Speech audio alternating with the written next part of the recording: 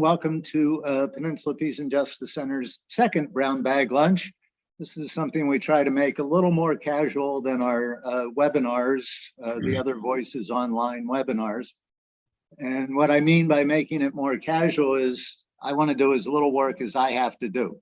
Even though I'm serving as interim director right now, I am officially retired after putting in my 30 years. So the less I have to do, the better it is. So what we're going to do is I'll introduce our guest, Steve Cagan. He's got a really nice slideshow to show you and talk about, and then that'll go 15 or 20 minutes, and then the conversation is just open.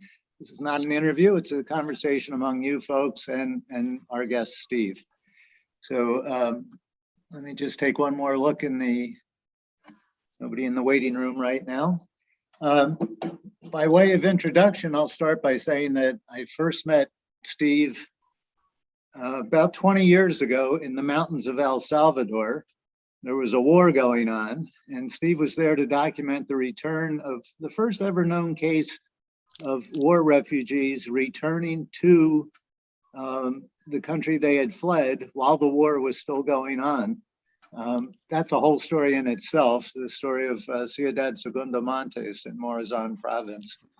But Steve was there documenting that. He has also done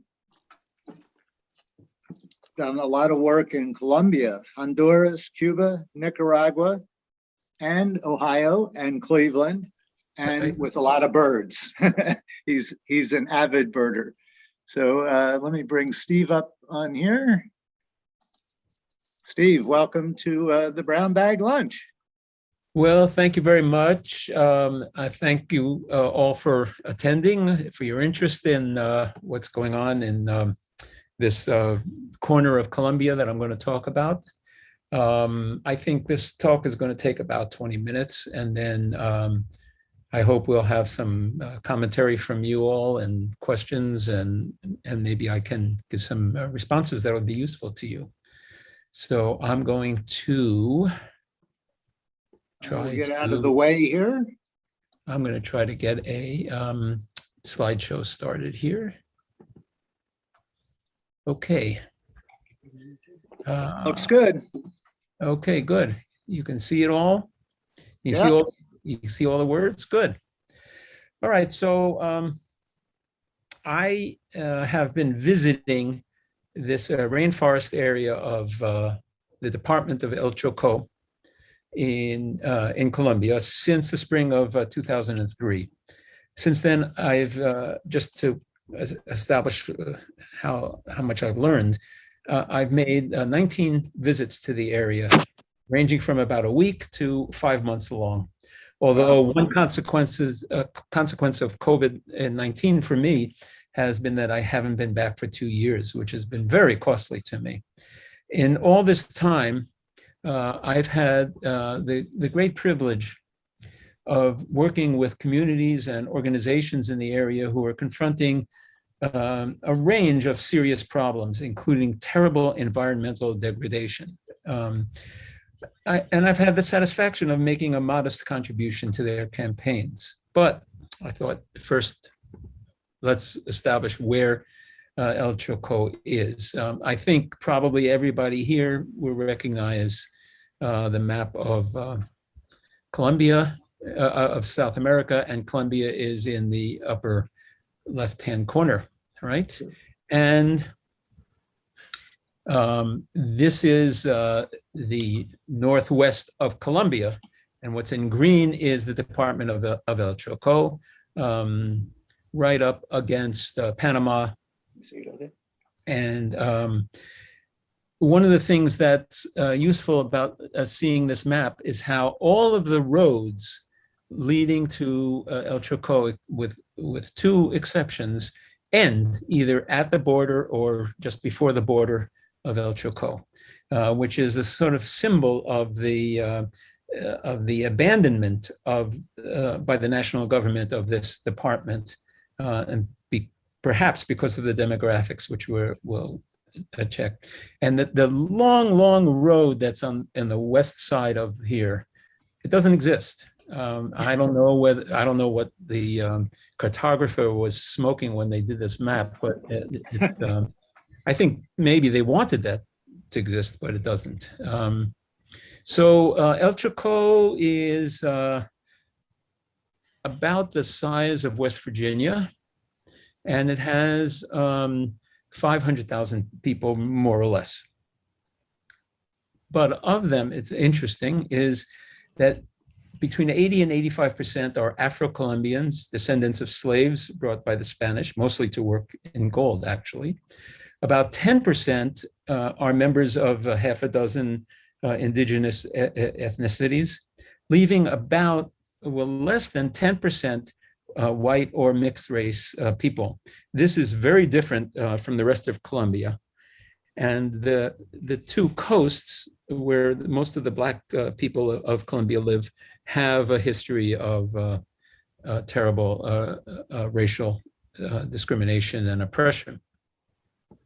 One of the things I'm not planning to talk about today is the terrible price the people here have paid for the violence, the death, the displacement, the destruction of the armed conflict, and the ongoing violence of criminal gangs, reconstituted paramilitary groups, and guerrilla forces who were not involved in the 5-year-old peace agreement. Maybe another time we can talk about all of that. Today, I'm going to focus on environmental issues, and especially the damage that's being done by mechanized mining. El Chocó is one of the rainiest areas on the planet. And that, together with government abandonment in services, including transportation, has made the rivers and the swamps the key centers of social and economic life in this area. It's an area of astonishing biodiversity. Talking with a biologist friend not so long ago, I suggested it might be second only to the Colombian Amazonian basin. No, he said, I think El Chocó has greater diversity than that area. Without going into details here, I'll just mention 3 items. In El Chocó is home to 72 major species of palms. That doesn't count subspecies or varieties that are less common. This palm, by the way, you can see bird nests. Well, we'll come back to that. A friend who is a mammologist, that's the second point, teaching in the public university in the capital city, Quibdó. In one season, he set mist nets to capture bats, but only in town, as it was a period of violence in the countryside. He couldn't work there. He expected to get as many as 20 species, but in the end, in the town, he netted 52 species of bats in just a couple of nights. And finally, the last thing I'll say about biodiversity is that this small area, the size of West Virginia or half the size of Ohio, has many more resident and migrating species of birds than all of North America. In that area, I'm known as being somewhat loony about birds, though I don't get much chance to do any serious birding. But I do want to share just 2 images of you because of their significance. This is a great egret and a snowy egret in Quibdó, in this town, in the very polluted water of a stream or a small river that runs under the houses in a poor neighborhood. Of course, slow-moving water at places dammed up by trash creates, as you know, breeding grounds for mosquitoes. And in that area, that means more malaria. And the other picture of sort of social significance of birds is I went once with recently with a mission to the coastal town of Bahia Solano, where the residents feared that this garbage dump was poisoning both their sources of water, which began in streams that run nearby, and their air because of the constant unmonitored fires in the dump. Of course, the black vultures are very happy here. So this is an area that's very rich in diversity of flora, vertebrates, and invertebrates. But sadly, and in truth, criminally, it has been suffering some disastrous environmental issues. And these issues have very serious social consequences for the people who live there. Among the most important of these are, first, logging. Logging used to be done. People would cut a few trees with axes and handsaws to build their houses, to make furniture, to make dugout canoes, for firewood or for other domestic needs, and perhaps to sell a few logs. But now the wood wholesalers, the lumber wholesalers, have distributed chainsaws for free. They give them away. And a truly indiscriminate lumbering threatens the forest, which is the cradle and house of the traditional communities and cultures. Some species, important species, like the tree that's traditionally used to make dugout canoes, are already hard to find. In fact, it's impossible to find unless you know indigenous people who will take you to them.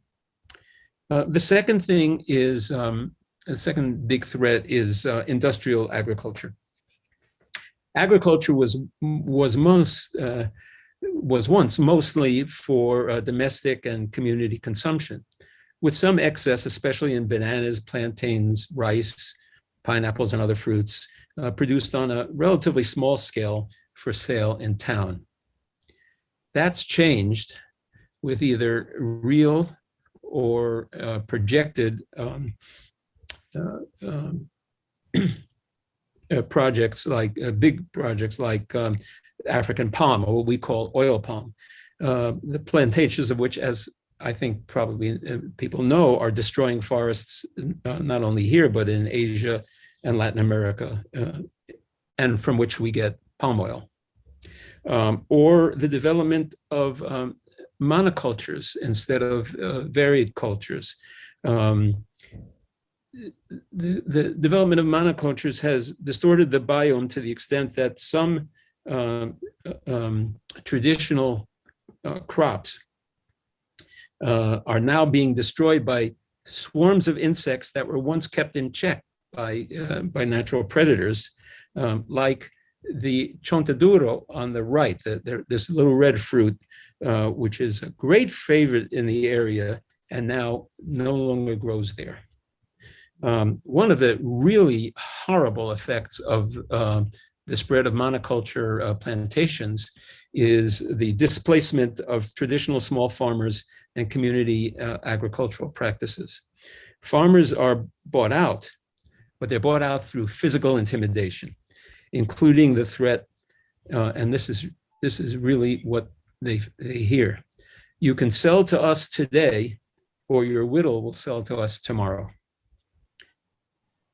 And finally, the last big environmental threat is the one I'm most focused on today, which is mechanized gold mining.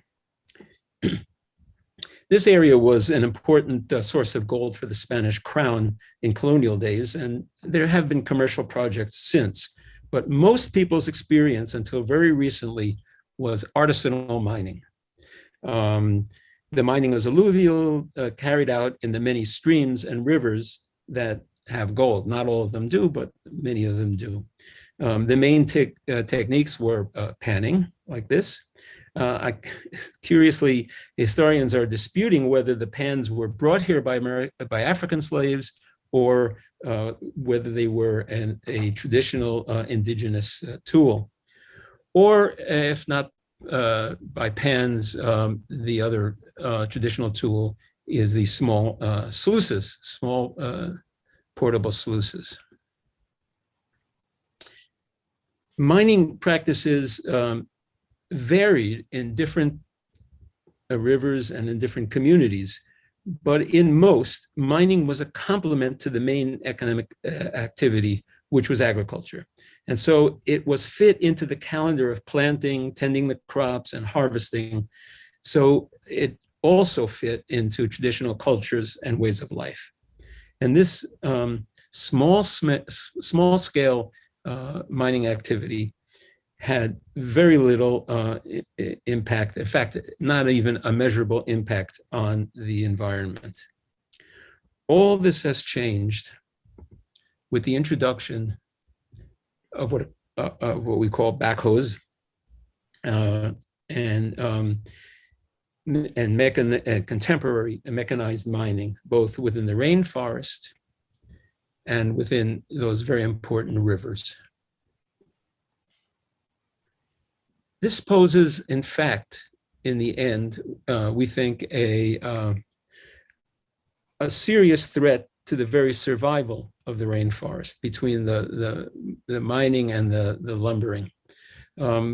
Just to remind people, as we can see in this image, the layer of fertile topsoil is remarkably thin. I think it's well known that tropical rainforests, for all their exuberant lushness, are very delicate habitats. Below the topsoil is rock or sand or other strata of sterile strata of soil. The tropical rainforest has been described as a thin green blanket over a desert. Once this layer of topsoil is stripped away by the machines, no one knows how long it will take for the forest to regenerate, or even if it ever can. These mines produce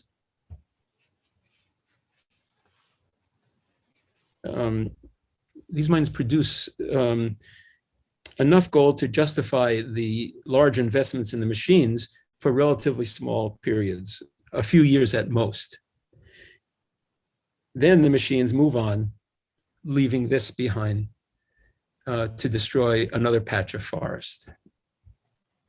The problem is, or part of the problem is, that the gold here is not in veins, although people dream of finding a vein of gold. It's in small flakes and grains. So the amount of soil that has to be turned over to extract the gold is enormous.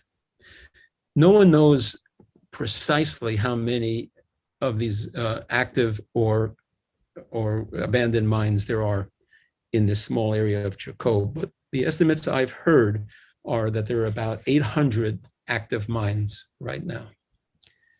So you can imagine, what we don't know is if there's a tipping point beyond which the forest will never recover.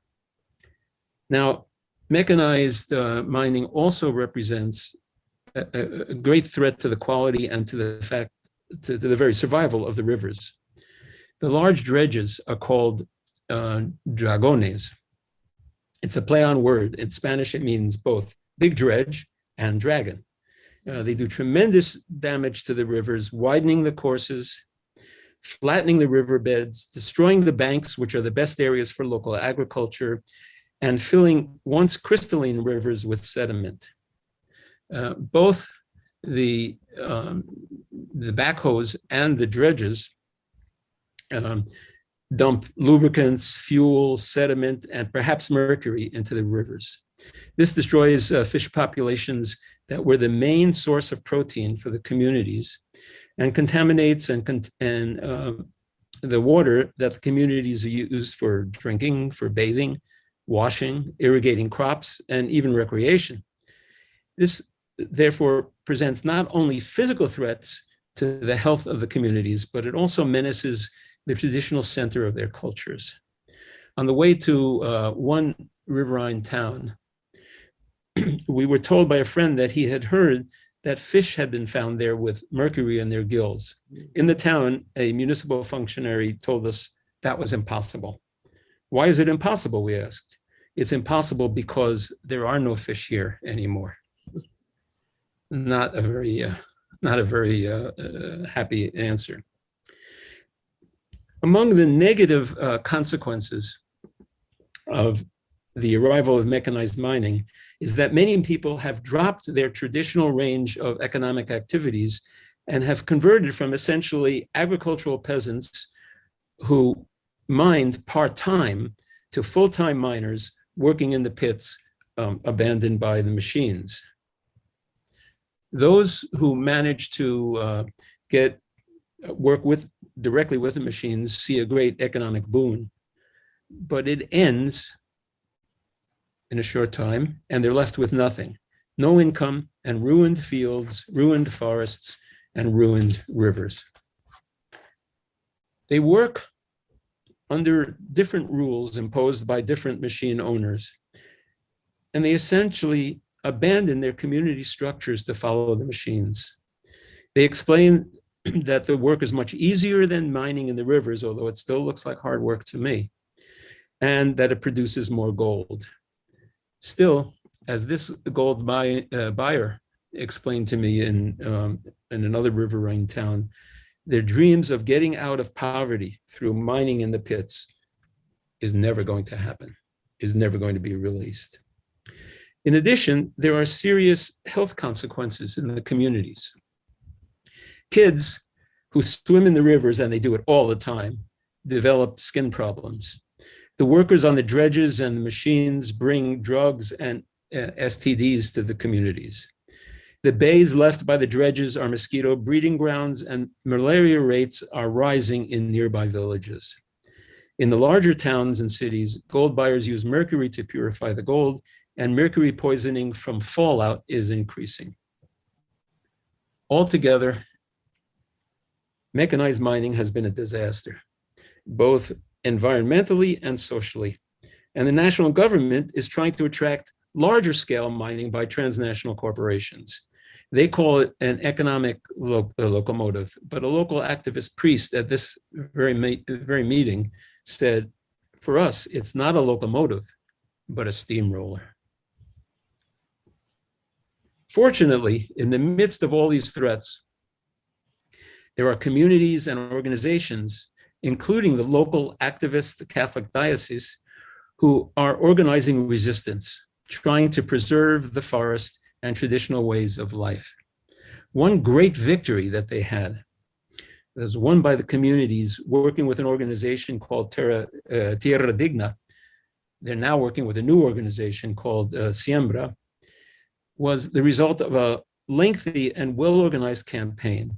And it succeeded in getting the Supreme Court of Colombia to recognize the big river in the area, the Trato, as a subject of rights.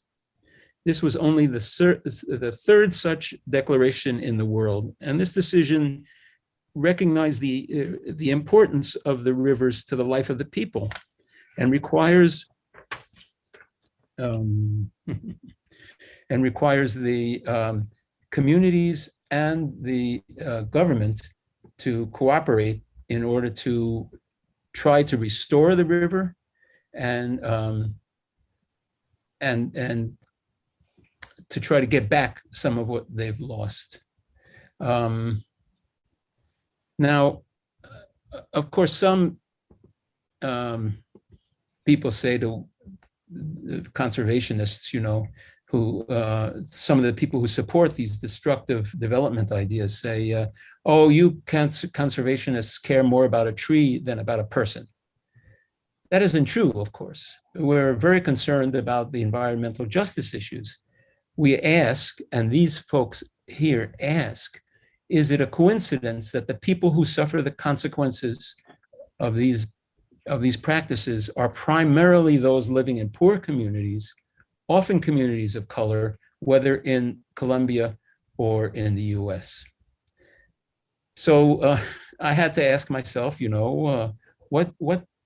what can an activist, a bird-loving, conservation-minded photographer from Cleveland offer to support the work of those people, the work they were doing in trying to resist these terrible practices, these assaults? Well, the first thing, of course, is simply to make photographs that they can use to tell the story, and to donate them to the groups struggling for conservation. Photographs that can be used to illustrate issues that can help in presentations and even talks like this one, or be used in publications or in events. In the time that I've been going to El Chocó, My closest collaboration has been with the activist Catholic Diocese of Quibdó. And my pictures have been used in displays in the offices of the diocese. For instance, here, a building that used to house monks and is still called the convent during an alternative fair that they ran, or in another alternative fair displayed in the courtyard of a local university to stimulate discussions about the environmental damage being done by mechanized mining in their people's own home.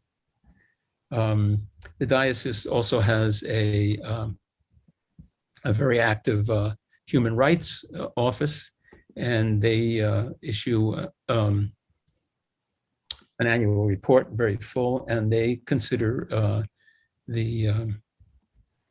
what's happening to the environment to be a violation of the human rights of the people. One of the directors of the Human Rights Office did a program in which he combined excerpts from Pope Francis's encyclical Laudato Si with words of his own to anchor the encyclical in the local situation, and used my photographs as well. My photographs have also been used in campaigns in response to other issues like displacements caused by the violence. But today, we've been focusing on conservation issues.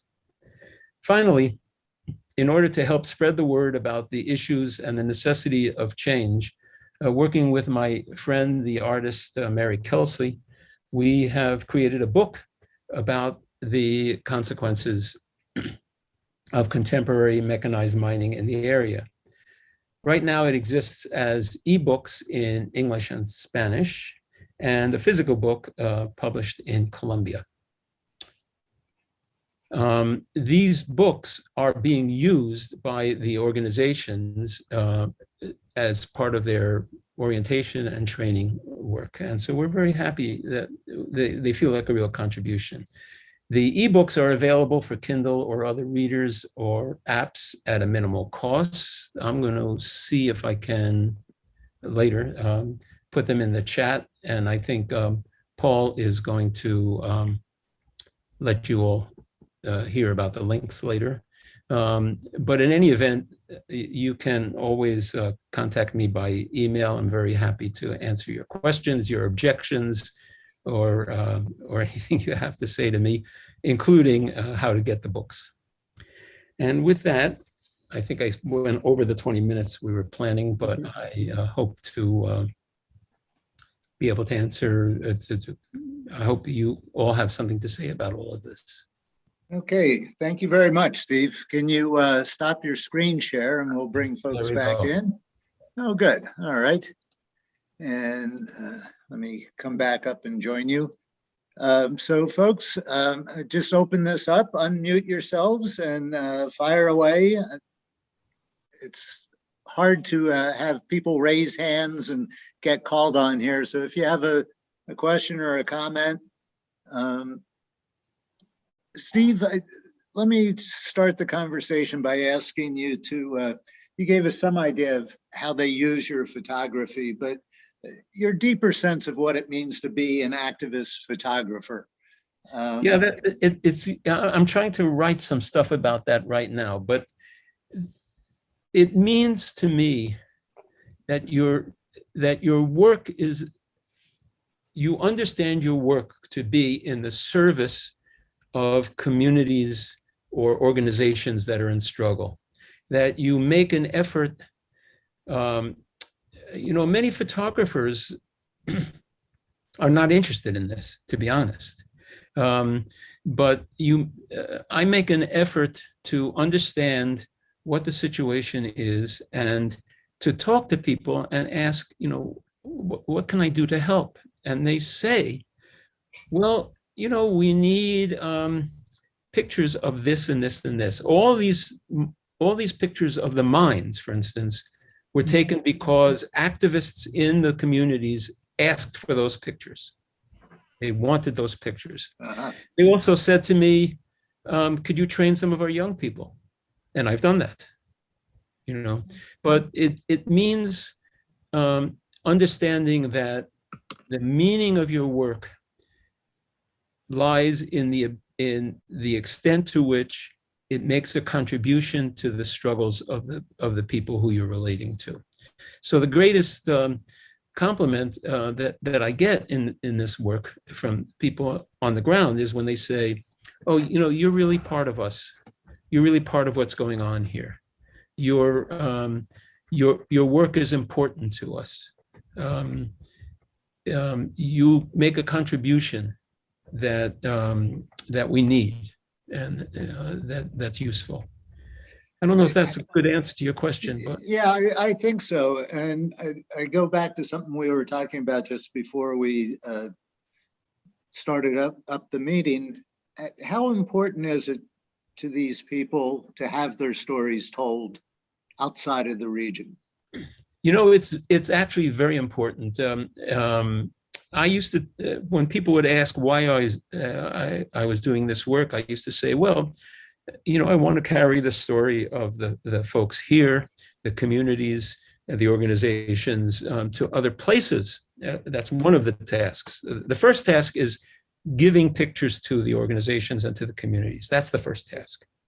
But the second task is to carry the stories.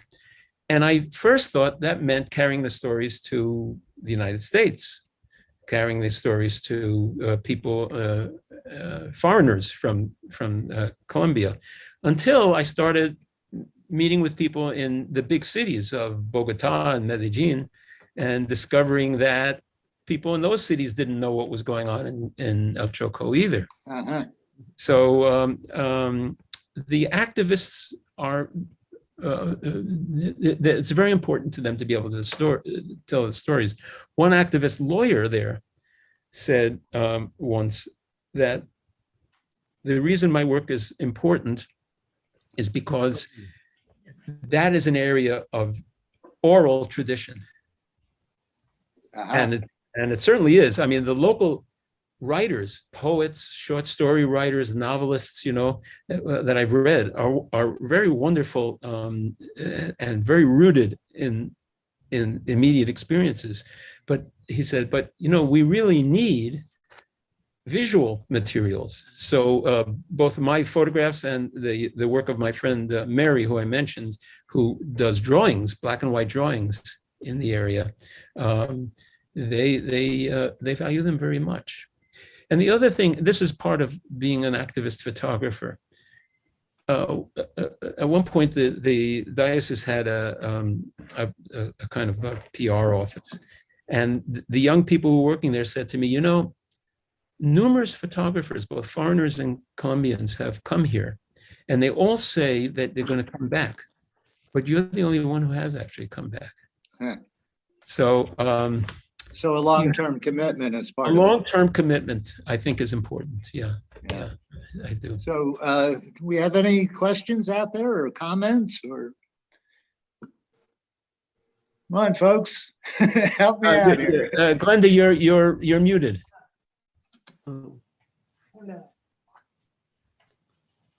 Does the local media get involved with publicizing any of this? And also, they must have permits to do this from the government. Are there any actions that taken towards changing government participation? Okay, right. It's two questions, one about the media and one about the government. Actually, the local media are interested in these issues, but the local media are the really local media are kind of weak. They have very small budgets. They publish perhaps a very small weekly newspaper or something like that. But what's interesting is that in recent years, some of the national magazines, the equivalent in Colombia of our Time or Newsweek magazine, have been running some very good articles. And one magazine did a whole special issue just about this river. That's been helped by a couple of things. One is that the National Bishops' Council, I actually don't know how you say it in English, but the Colegio of Catholic bishops has been very active in getting out the word about this, and they talk to the media. And the other thing is that that Supreme Court decision that I mentioned, that has really sparked some great interest. Now, the national government, they have a very interesting position. There's a law in Colombia, and it's based on the 1990 Constitution, that ethnic communities, which means basically Afro-Colombian and indigenous communities, have special rights to their land. But the government's position is it's just to the land. It's not to the subsoil. It's not to the trees. It's not to the water that runs through it. It's not to the air. It's just to the land, right? So they say that even the communities don't have the right to negotiate with these machines about what they're allowed to do and what they're not allowed to do. And they say it's all illegal. They say it's all illegal because they want to bring in these great big multinational mining corporations. And so they actually make things very difficult for the small operators. Sometimes they even destroy their equipment, but then somehow the equipment reappears. You know, if I go down the river in a boat, I have to stop at military checkpoints and explain where I'm going. These big, huge backhoes are floated on rafts down the river. They are illegal, and they go right past all the checkpoints, and nobody stops them. And the obvious reason is because someone is being paid off. So even if the national government has some good ideas, the local corruption and the local corruption within the army, within the police, is so great that it would defeat them, I'm afraid. Sir. I also have a question when I get a chance. Go ahead. Oh, yes, one question and one comment. Thanks. This is great information. I appreciate it highly. Arjan, can you put your camera on? Can we see you with your question? Pardon? That's okay. Go ahead with your question. Uh-oh. Your experience and how they can, use your experience and all these valuable pictures and data that you have, you can share with them in different events. And my comment is, it would be great if through some environmental, local or regional, national environmentalist group, you can work with, or even local activist groups such as Peninsula Peace and Justice, and see. And I wish I am so much busy with so many things. But my proposal would be to have you and your information, this kind of presentation, to be taken to schools. And because I know, for example, I have a 9-year-old daughter. They get talk about this kind of stuff at school to some degree.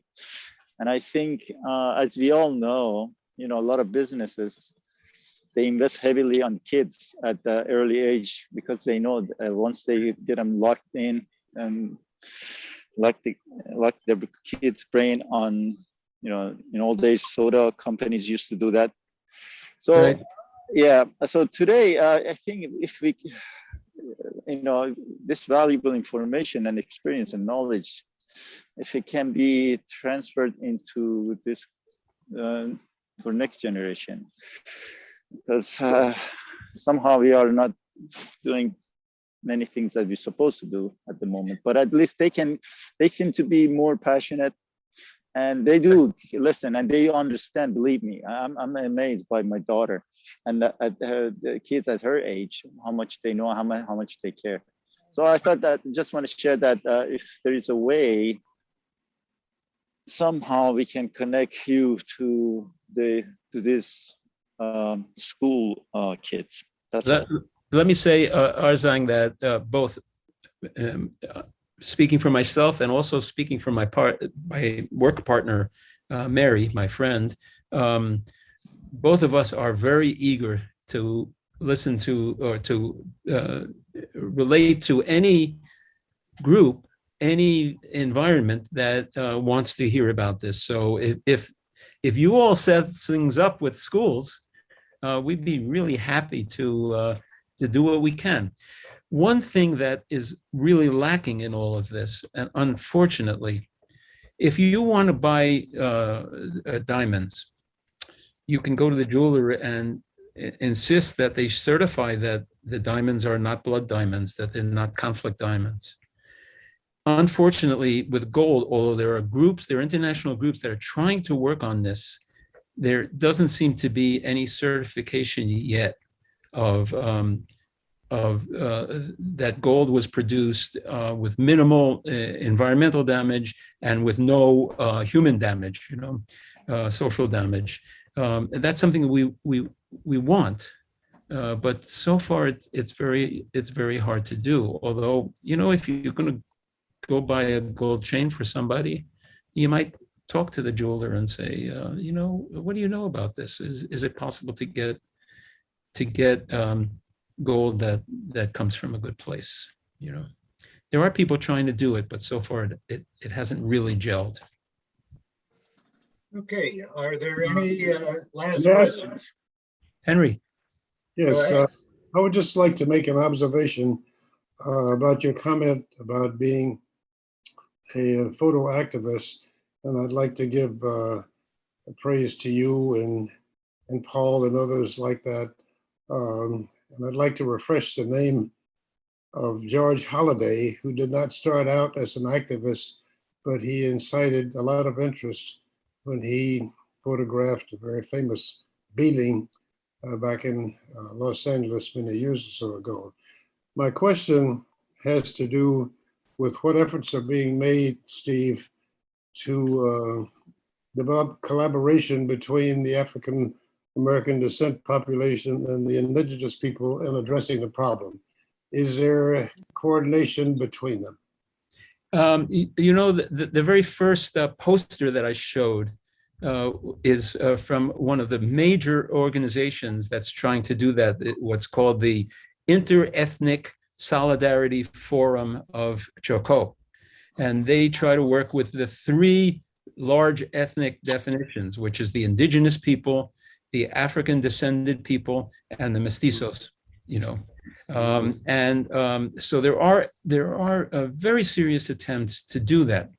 The truth is, at the same time, there are some bad feelings and some resentments between the two communities. And the activists that I work with are trying to overcome those because in the end, it's absolutely necessary for both the Afro-Colombian and the indigenous people to work together. But it's a difficult row, to be honest. An excellent question, and that'll bring us right up to the end of our allotted time here. Steve, thanks so much for joining us today. For those of you who tuned in, and even those who didn't make it but registered, we do send out an email after each of these events, whether it's the Other Voices webinar or this more casual brown bag. Really? Yeah. We'll have some send out links where you can track down Steve's ebook on El Chocó. Is your El Salvador book still in print? Is that available at any? Well, no, but I have a few copies. I really have a few copies, but if anybody sends me an email because they're interested in the experience of those refugees and the new community, sure, let me know and we'll arrange to get one to you. And we'll be sending out Steve's email. He does seem to like to get email. So someone has just shown up at the front door. I let her in, but we are at the end of the hours. Want to leave any final thoughts with us, Steve, before we? send everybody back to work or offer dessert. Any closing thoughts, Steve? No, I'm very happy just to see people. I do have to say one thing. People of our generation, or my generation, maybe I'm older than other people here. We have very good feelings about Canada, because we remember when Canada took in people who were trying to not be killers in Vietnam. Unfortunately, Canada has turned into, both internationally and domestically within Canada itself, one of the great international villains on mining. And they are the practices in the indigenous areas within Canada are terrible, and they are about 70% of all of the international investment in multinational mining corporations. And they rewrote the mining code in Colombia to support themselves. It's Wow. very, very sad for some of us. It's a really hard thing. Yeah, maybe we can figure out some additional reading on that to include in the resource list that we mail out. I'd like to learn more about that, about our northern neighbors. And with that, it's 1:02, so I think we'll wrap things up. Paul, sorry, if it's possible, would you please send a recording to us? Or if we can access it. We'll send out lots of links and Steve's email and Thank you. a link to the recording of this. We did record this, so if you want to share this with people, if you got here late, you can catch up with what you missed out on. So once again, thank you for joining Peninsula Peace and Justice Center's Brown Bag Lunch. Glad to see you all. We'll be back in a couple of weeks. I don't know with what the subject will be, but we'll be back and do it again. And once again, Steve, it's been great to see you after all these years. Yeah. And, thank you for a wonderful presentation. Okay. Thank you all for your interest. I appreciate it. Both of you. You. So, Peace.